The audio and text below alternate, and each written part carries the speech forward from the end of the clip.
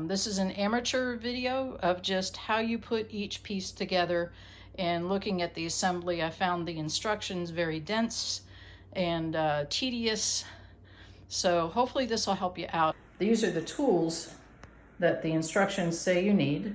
And as far as I can figure out, I think it's all I'm gonna need. I've separated out the parts that came in the box. There were 25 of these bolts, the small bolts, and the matching nuts that go on them. And I figured out for 4 sides, that means that there's 6 per side with 1 extra. There's some plastic rings, the swivel wheels, and all the rest of these parts that you see. And I'll show you as I attach them. Okay, so I just put a box on my kitchen table to put this together. There's one longer piece, and then the shorter one can fit inside it, but the 2 longers don't fit inside it.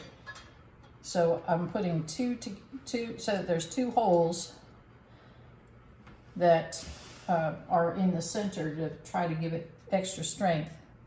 The bolt head goes on the outside of it, and then the bolt nut, I'm just hand tightening it for now. I'll come back and tighten them up officially. And then that gives me 2 holes on each side to mirror what I did on the other side. So again, the bolt from the outside and nut on the inside, hand tightening it.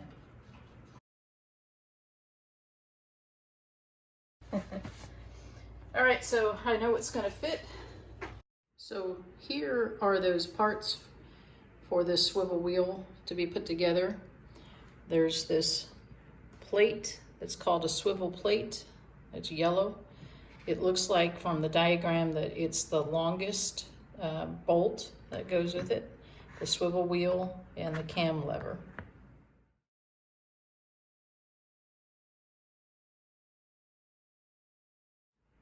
There we go. Got it through. Okay. So this is a self-locking bolt, and there's a little rim that's narrower at the top that needs to be on the outside. I'm using the medium size length of bolt. I'm putting it through the top hole in the cam, through the hole in the gray part, and then it has to come out the back through that hole. And there's a self-locking nut. The smaller side of that nut needs to be on the outside to lock properly. So the swivel wheel has a nut that's attached. I'm going to take off, and it goes in the big yellow hole. Make sure I got it all right before I tighten everything up. There we go. Okay, so it says on the leveler foot to put this black plastic on there. It was already on there, so I don't need to do that. This is the leveler for when the swivel wheels are disengaged. So I'm going to put that on the bottom here, inside of here, and it looks like it screws in. That makes sense, because then you can raise or lower it depending on what you need. And then I'm just going to put this bolt on, or the nut, I'm sorry, the nut on there until I have it on with the machine on it to level it. Here's a close-up of the assembly together.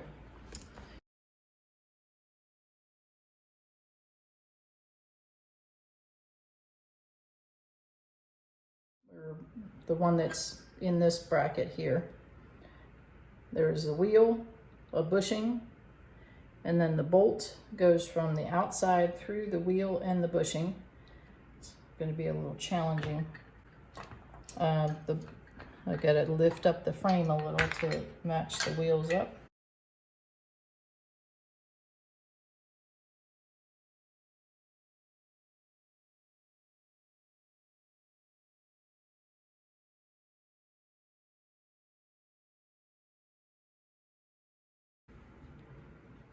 Again, on these cam levers, if you put it too tight, it can't move. And so I've got this on a little too tight, and I'll loosen it up. Just a couple turns will do it. No, that's too much. So you might have to fiddle with it a little bit to get it to the right spot, but the idea behind it is it should lift and lower your wheels. Lift it to the inside is the way I've got it, but you could do it either way. And it lifts the wheels now so that it can roll. Good deal. So there we got it. Everything is tightened up now. It feels really solid.